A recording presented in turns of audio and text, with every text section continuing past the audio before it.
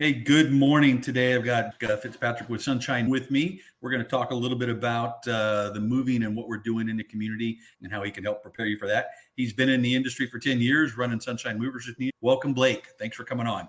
Absolutely. Thanks for having me. I appreciate it. Beautiful Monday morning. I'm definitely grateful that I have time to do a podcast on a Monday morning, and that's thanks to my Absolutely. And the weather is getting unreal in the morning. I walked out at 78, clear skies.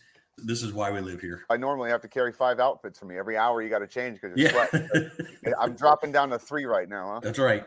Early, late, and then really late. Yeah. So talking about Sunshine Movers, what specialized services do you offer to enhance that moving experience on the Suncoast? Well, and then is there a difference between local and long distance? Absolutely. So we offer all the general services that a moving company offers: packing, unpacking, moving, loading things into a rental truck if they have a rental truck. Of course, we have our own trucks, but anything that's related to moving, we do it. But what's interesting is that we also handle things that are not necessarily under a moving company's umbrella of services. Right. We like to educate our clients. And realistically, when people are moving, there's so many things that they have to deal with. They got to deal with the mortgage lender. They got to deal with the title closings and all this different stuff. There's a lot that goes into moving, preparing, changing your address. If you got kids changing schools, that's a big ordeal. So we try to help our clients through all this. A lot of information that we have on our website, sunshinemovers.com, will walk them through this. So we try to approach it not necessarily saying, hey, that's not our job, but hey, let me help the customer with this because we know that's going to help the move go smoother. And that's the goal, a smooth move every time. Everything's integrated and you can't do one without the other. How do you take that and make it a simple process? Yeah, absolutely. And not every client has a great realtor like Jim. And so they might have questions that maybe their realtor should have answered or walked them through. And we find ourselves helping clients with some things that somebody else really should have. But that's okay, because if that helps the move go smooth, then we're all about it. That's what we want at the end of the day. That's the teamwork that goes into anytime you're buying or selling. It's not one person. There's a whole team involved. And if everybody's coordinated and working together, the customer's the one that wins every time. The customer needs to win every time. Even if there's no coordination between everybody, we're going to try to pick up the slack on the back end. That's the difference of Sunshine Movers and other companies. We like to help. That's it. So how do you manage the logistics of moving belongings over varying distances around the Suncoast? So are you asking like longer distances? Or both? Is there a big difference between the two, or it's just a matter of scale? Yeah, huge difference. You got to figure this. With local moves, people aren't uprooting their entire lives. So there's not a whole lot of, there should be a whole lot of preparation, but some people prepare a little less for a local move than they would a long distance move. So with a short move, we notice that sometimes there'll be some odds and ends that didn't get packed because they didn't think about it. They think of things being easy. It's just going from this house to the other house up the road. Truthfully, yes, everything should be packed, but we're prepared for those unpacked items. When it comes to long distance, it's a little different because you're being charged by weight, you're being charged by volume. We're looking at these things because you can only fit so much in a truck. And if it's more than one truck, a second truck to go across the country makes a big difference. A second truck to go up the road doesn't make that big of a difference. So when you're doing longer distances, when you are restricted by the weight and restricted by how much stuff that you have, it does make a difference. And we have to plan for that. So if we look at a client and we say, okay, you are right at 1,700 cubic feet. We know that's going to be over a truck, most likely. So we'll take the client and we'll say, hey, listen, this is just over a truck. That would be a much bigger bill.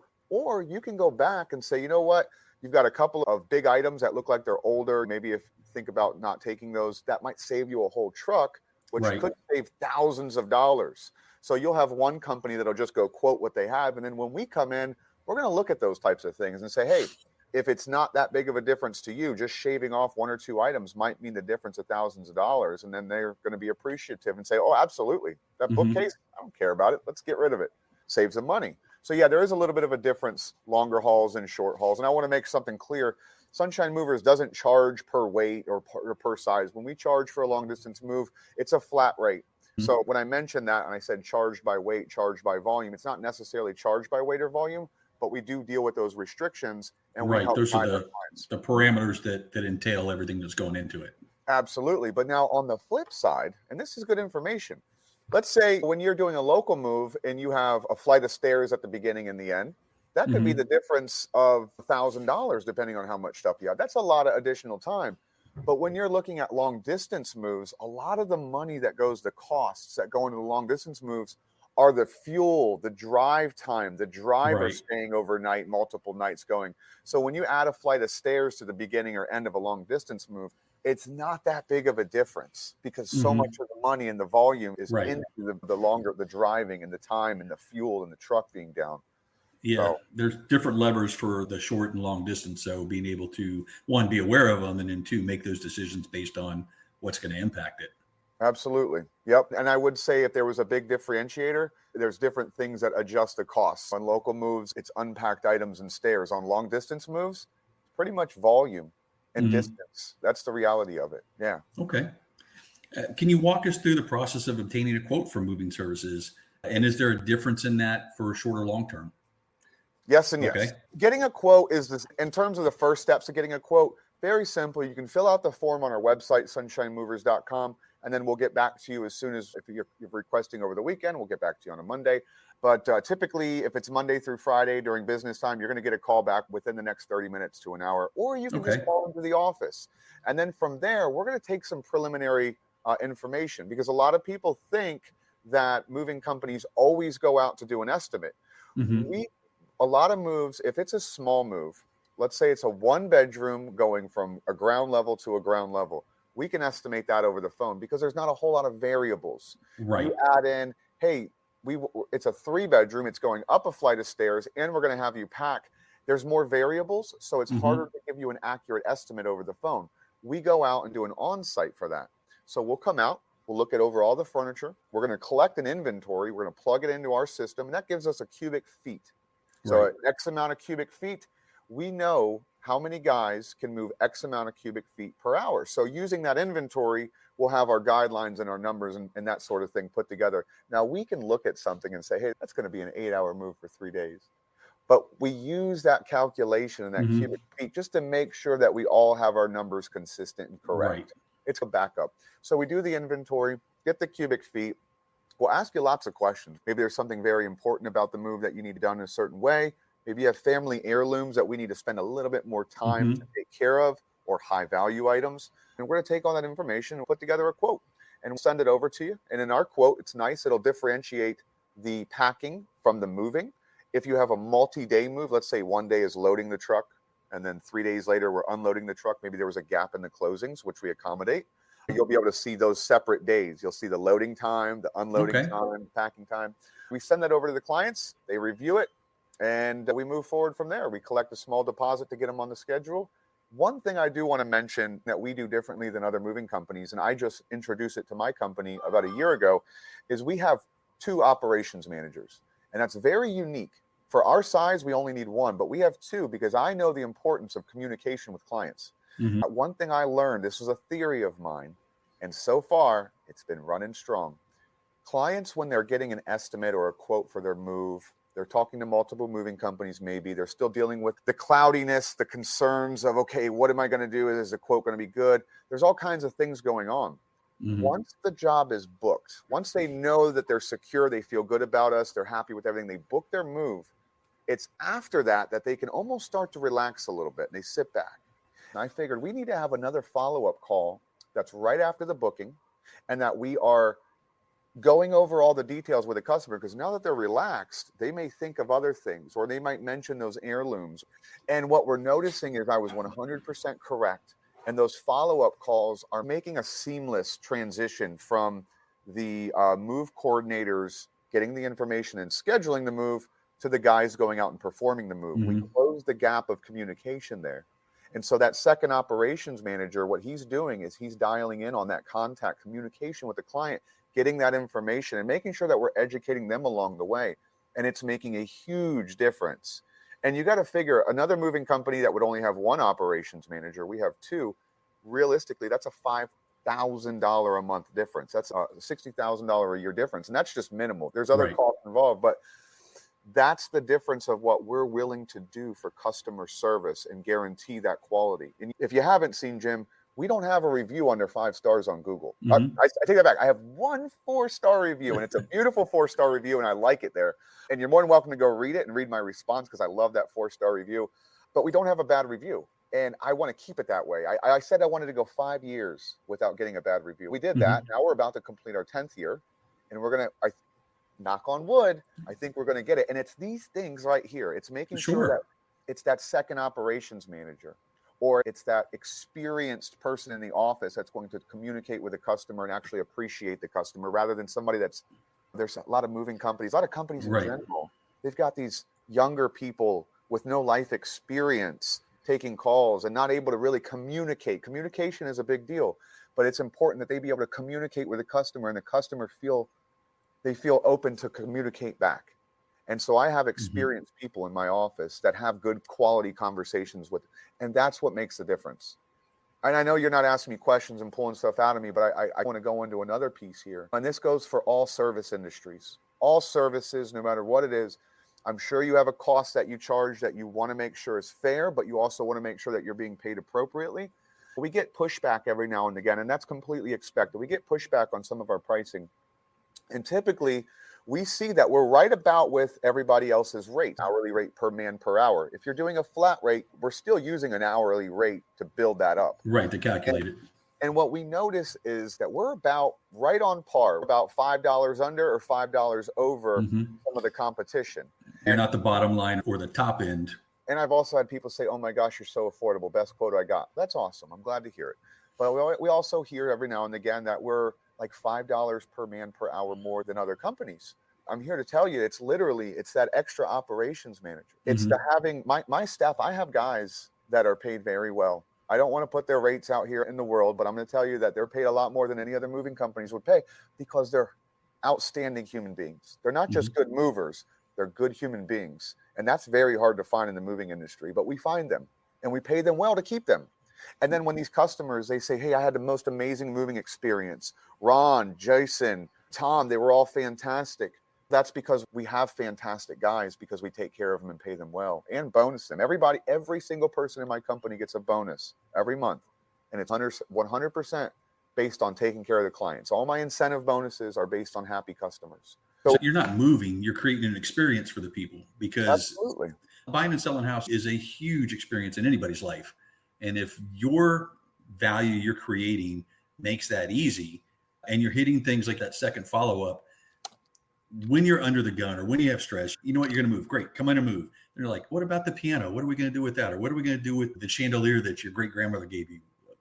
I hadn't thought about that. Great. Now let's walk through that while everybody's in a better state of mind to really appreciate and understand what you're doing. Yeah. I was so happy to see that be successful, because I thought about it. And one night, I have a lot of nights, and maybe other business owners might relate, but I have nights where it's 11 o'clock. I'm just winding down, and all of a sudden this little thing turns on, and I start thinking, and I can't stop thinking. And I pull out my notebook and I start writing notes down. So many notes that I forget what I even wrote the next day, but I pull it up and I read it. I'm like, oh my God, that's good. And I remember my idea for that second follow-up call came in the middle of the night, and we brought it in, and it worked. I'm proud of that one. I'm proud that we give a better service to our customers from an idea that I had.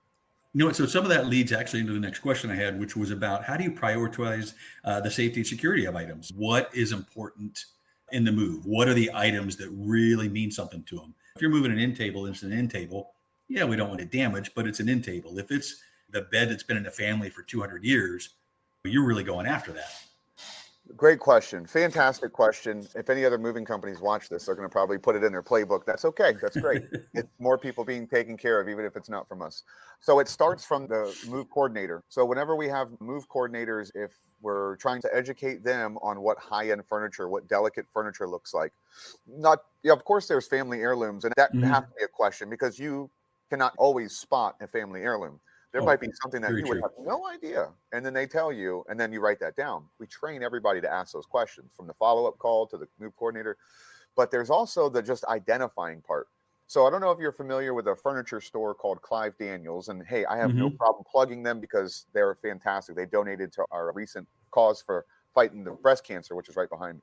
So Clive Daniels, amazing furniture store. They have some if you've ever been there, they have some very designer pieces of furniture, very delicate, not normal stuff, glass tables that shift and do things. We'll take them there and walk them through and go over furniture by furniture and show why that needs to be notated and why we need to make sure that we add a little bit of extra for some of that furniture. When we do an estimate, we're trying to estimate how long it takes. And there's certain furniture that takes longer. There's no secret. I've dealt with $50,000 couches before. I always remember this one red $50,000 couch. That's why I always say it. $50,000 couch. It exists. We're going to wrap up a $50,000 couch a lot differently than we would a regular couch from Rooms to Go. Because nobody wants to pay us to wrap a Rooms to Go couch for an hour. Realistically, you can spend an hour protecting one couch. We have to identify those items and make sure that we calculate that time in for the estimate, and also make sure that we let our crew know, hey, this sofa is high value. This desk is a family heirloom passed down from generation to generation. It has long, skinny legs. Be very careful with that. We have different things in place about needing special attention. Now, there's something else that we came up with, and I know that I can probably name a dozen moving companies. One thing that I do is I'm a mentor for other moving companies. I also have a mentor of my own. I have mentors of my own that mentor me, and I also mentor people, other moving companies on their way up. So one of the things that I have mentored people on is something called soft grading. This is where, if let's just say that you have a glass curio cabinet and it has glass windows on it. So if you were to just simply pad wrap that and then shrink wrap it, that's that plastic wrap that goes around it, you can still bump into that and break that glass. A pad is great. It's a cushion, but it's not going to protect glass if it were to get bumped from being smashed. I went with something called soft grading. So we pad it, then we wrap it in cardboard. We encase it in cardboard. And there's a skill to this, how to get it to match the corners and the grooves and the angles. And we encase the entire furniture in cardboard, and then we shrink wrap it. So we basically give it a hard shell. And we use this on glass cabinets. We also use this on if there's furniture that's just high value. It doesn't have to have glass on it. We've dealt with small end tables or side tables or dining tables made out of live edge wood. We wrap it in cardboard before we shrink wrap it, and it creates that nice hard shell. And that's something that I've actually trained to other moving companies over the time. And I've seen them using it, and it works great. Looking from the customer's point of view, are there any specific packing strategies that you would recommend from their side as they get ready or as they do some of their own prep? Absolutely. Fantastic question. Reason why is because a lot of people don't know how to pack. There's movers out there that don't know how to pack. I know, because we bring them in and have to train them from other companies. So yes, here's the easiest thing I can tell you. The more paper, the safer.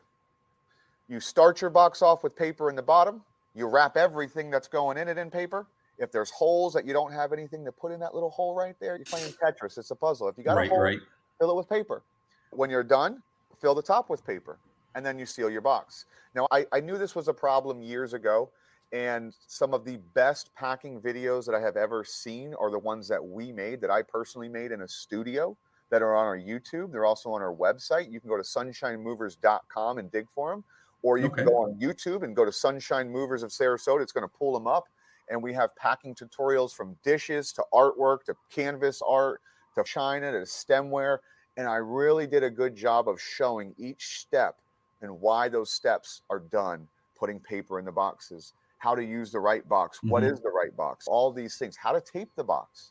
I can't tell you how many times we've picked up a box that a customer packed and stuff's falling out of the bottom. And it's so unfortunate, because who's liable there?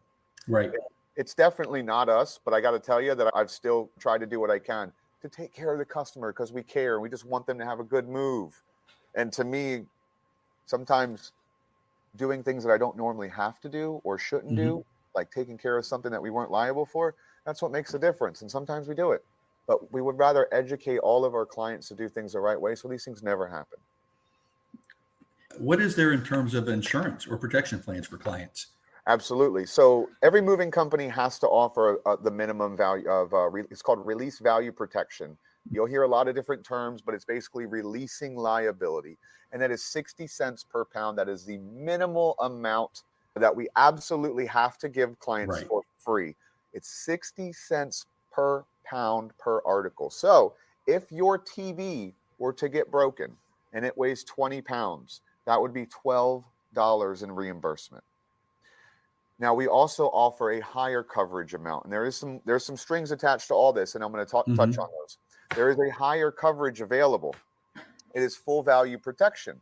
This is where people pay a few extra dollars to get in writing that if something were to get damaged, that we would offer to repair, replace, or purchase the item up to its market value. So if you have a sofa that you paid $5,000 for 5 years ago, it would not necessarily be worth $5,000 today. There would be a depreciation that you can do that online. You can go and find things like that. Right. And then that would be the limit of what we go up towards to either repair, replace, or purchase the item. Truth be told, a lot of people don't even look at the contract. They don't look at what they're signing, and then they just sign off on release value protection. And then when something gets happened, we typically end up paying for it, even with or without, as long as everything checks out. If you have a $50,000 sofa, you never told us it was $50,000, you signed off for the release value protection, and something happened to that sofa, you're not going to get $50,000 from us.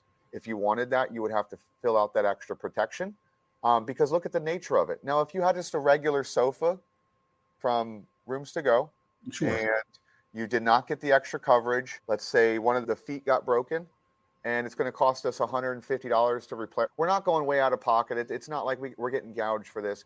We try to do the right thing every chance we get. Sometimes things don't make sense. We've had items that have, this happened recently. I was on a move. It was actually a high value move, and she did have protection on her move. Previous damage is typically not covered. If something was glued together and that glue broke apart, you can't hold the movers liable, no matter what coverage you have on it. It's previous damage. It's almost like it was a time bomb ready to happen. All we had to do was touch it. And if we were held liable for certain things like that, we would be taken advantage of. If I had a move coming up, I'm going to go find something that was previously broken and put it in the move, just so they re-break it again and I get a new one. It doesn't work like that. But we are so fair here. I hear about so many moving companies that just say, you know what, the contract says this, we don't care. We don't do that. We always go above and beyond. And this was a big training portion from me to the rest of my team, to my 2 operations managers. When a client comes forward and something happens, when do you do this? When do you do that? And because we leave it a little gray area, because we like to take care of the customer, it's a lot of training that goes involved. So when you're moving, especially on the Suncoast, what are some of the common challenges that you see here on the Suncoast? And I'm going to guess that the heat is going to be a big one. Rain. You know, the moving season is summertime. That's our moving season. Even though we're in Florida and seasonality is our seasonality is not like other parts of the country, but countrywide, nationwide, summertime is the moving season, because that's when families want to move. They don't want to uproot their kids in the middle of school. For Florida, that's our rainy season. That is our rainy season. We know between 3 and 6 o'clock, we might have those summertime showers. So we prepare for that. We actually, when we're estimating jobs in the summertime, we purposely estimate them to be anywhere from 6 to 8 hours versus allowing, if there's even a possibility that it might be going on past 8, we're going to put an extra guy and knock it down to get that move done before the potential rain comes in. One good thing about the rain in Florida is it's choppy. It comes, it goes very quickly. So we are able to work around that. Close the doors up, wait 5 minutes, and it's sunny again. Other than the rain, we deal with the same challenges that any company does, and that's employees, finding good employees. And that's why we do so much I have a thing inside of me that's wrong, that I just want to take care of everybody around me all the time. But that's why people want to come work with you and for the company. Absolutely. And I'm glad you said with, because I despise when people say that they work for me or I'm a boss. We work together. We're a team. I appreciate my team as much as they appreciate what I'm doing out here in the back end. We are a team. Nothing gets done without them. Yeah. So that's the biggest challenge, is finding and retaining the right guys. But we do a lot for our guys. We had a very powerful team meeting this morning, talking about the growth of the company. I try to include my team to be a part of the growth, at least know about it. They don't know that we're out here doing the Men Wear Pink campaign where we're supporting the fight for breast cancer awareness. They don't know that we have this giant party putting together that involves a community that's all about raising money. They don't know about these things. So I like to bring it to their attention and show them. And I want them to know that they are a part of these things and it's helpful. But there's something I had in my team meeting this morning, and this is actually going to be the first time I talk about it. One of the things that we're trying to position ourselves in this community is not just to serve the community, but to actually be a part of the community. When I say that, we give free moves to nonprofits, Selah Freedom, Healthy Teens, the Good Samaritans. There's different organizations that we've been giving our moving services for free. And that's great. People love that. We love that. The guys get to see it because they actually are out on the moves, and they know that we're doing the move for free because they see a big old zero on the bill there. So they appreciate that. But I'm trying to do more, and I'm trying to systematize it. I want to make sure that we know exactly what we're doing, how we're doing it, and what we're doing it to give back to the community. And I had an idea, and this is where you're going to hear it for the first time. I want to make it mandatory that everybody in the company give a certain amount of time of volunteer work. And I know that my office is all on board because we did some and they were all excited about it. But my guys, the crew members, those are the ones that you got to, hey. So we had a team meeting this morning, and that was one of the things that I rolled out is how I would love if they would contribute and be a part of these, and that we would do them in small groups of 5. And we're going to get with the Lakewood Ranch Business Alliance. I know that they do a lot of stuff, and then get some projects together that would be unique for us. And that way we could do small groups of our guys, like 3 to 5 guys, maybe even a couple of people in the office at the same time. And I want to start giving back. I want every one of my employees to experience the opportunity of volunteering. And truth be told, I'm going to pay my guys to do this. So really the real volunteering is out of pocket.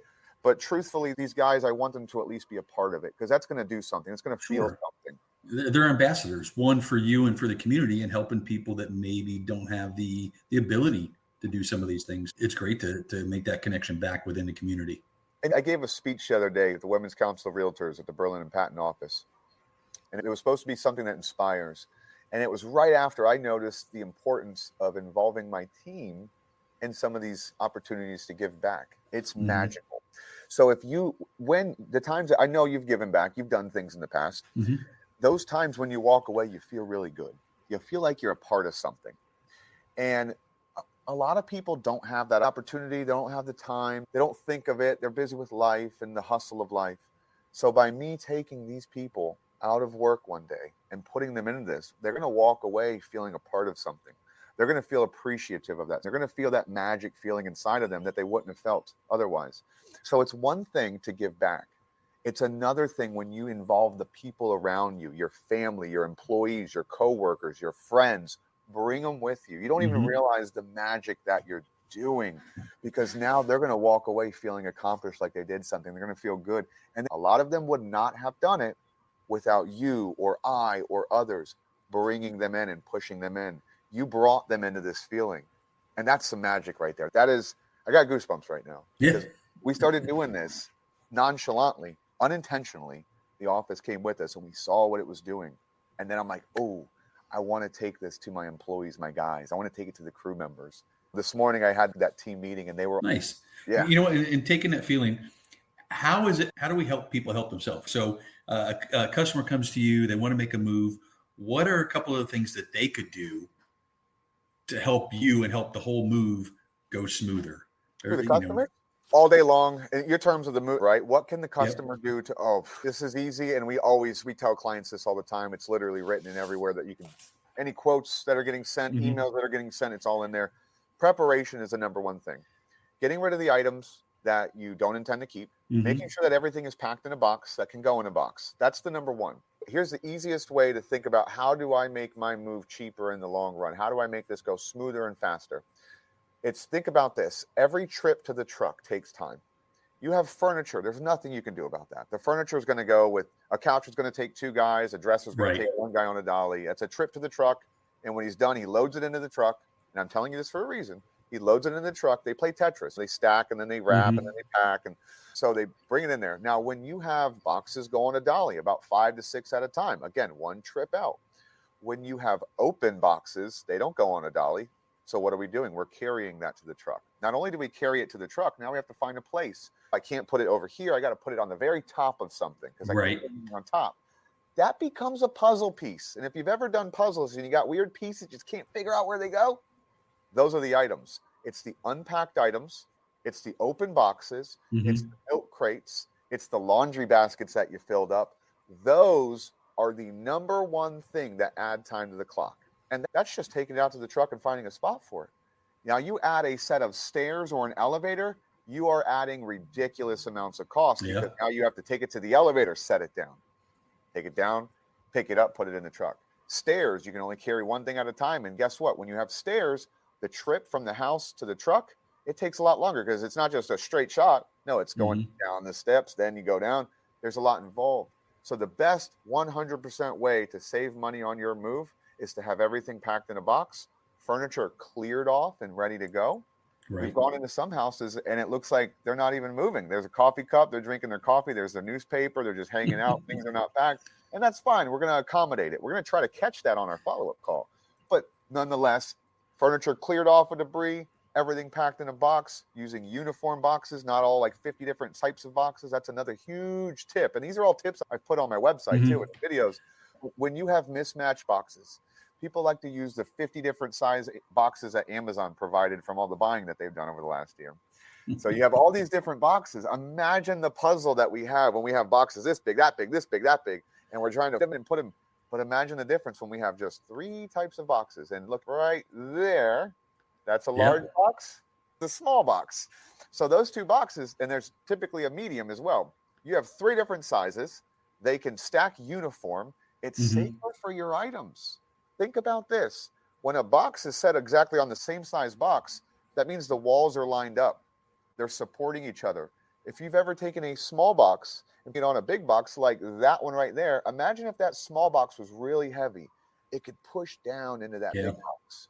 So just having them all uniform sizes makes a huge difference. And one other little tidbit that a lot of people, movers, don't even know this, but these boxes, their sizes are not the same, but they're in proportion set up to where they can be stacked and then be flush. So 2 smalls will fit on a large sideways and it'll be perfect. So that's why they're moving boxes. Right. There's a difference between official moving boxes and just boxes.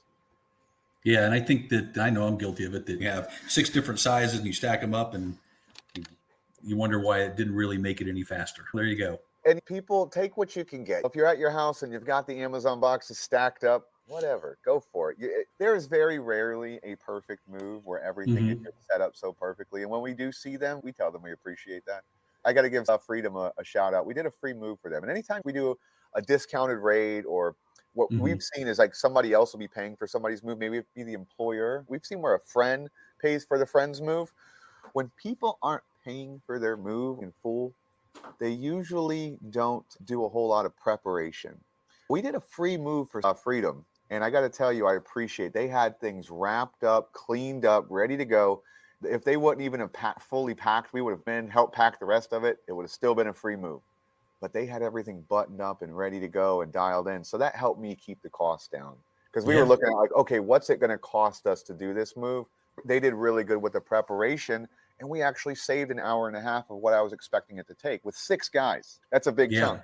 Yeah, but imagine when you're paying, and if you're paying the bill and you get these things done, it's going to save time. This is mind-blowing stuff, what we do here compared to other moving companies. Remember I told you that we have a cubic feet calculation off of the inventory. We put in the inventory. It says we have 1,600 cubic feet. We know X amount of cubic feet gets moved per hour per man. There's a standard number of cubic feet per hour per man. We actually bumped it down, which makes the moving estimate even bigger. We estimate our moves on the high side and hope to give the customer a bill lower at the end of the day. And that does 2 things for us. One, it stops the price shoppers from using us. If they were that excited to save $100 on their move, they're going to go with another moving company. And that's okay. It makes sure that we get the right clients for us. Here's the big one that it does for us, because there's always those what ifs. Are they going to be fully prepared? Are they going to use the right boxes? Are they going to still have coffee cups? Again, local moves, less preparation. There's a lot more of these instances of things like this coming up. That extra little fluff that we put in our estimates covers that. So this way, we're not having to have that tough conversation. Well, ma'am, because you didn't have everything packed up and you had a little bit of clutter, your move took a little longer. Instead of having to have that conversation for those instances with those clutters and those little mishaps, we end up getting right on the estimate. And then for those customers that get the preparation done, they get a bill handed to less than the estimate. That's a very happy customer. It's also very happy guys, because when a customer found out that their bill is $250 less than what they expected, that $20 that they had per guy for their tip set aside, that just turned into $40. Now the guys are happy, customers happy, everybody's happy. The only people that are not happy are the people that went and chose another moving company because they wanted to save $100 and then got what they got in the end. And it's tough. I actually told my team, if you let customers that have really nice furniture go with another moving company, you're doing a disservice to them. Because I know when it comes to high-end, high-value clients and furniture, we're one of the best, if not the best in the area. Some people just don't understand the importance of good moving services or good moving company. And that's okay. That's why we have our estimate set up the way we are. They will go find cheaper moving companies or what they think is a cheaper moving company, if that's what they really want. And then we get the clients that want to be taken care of, because that's what we do. We take care of our clients. Yep. Blake, I can't thank you enough for coming, spending some time with me today. I want to tell everybody, listen, if you're looking for the company that's going to take care of you and make the moving experience simple, call Blake. Thank you so much. Yeah, thank you.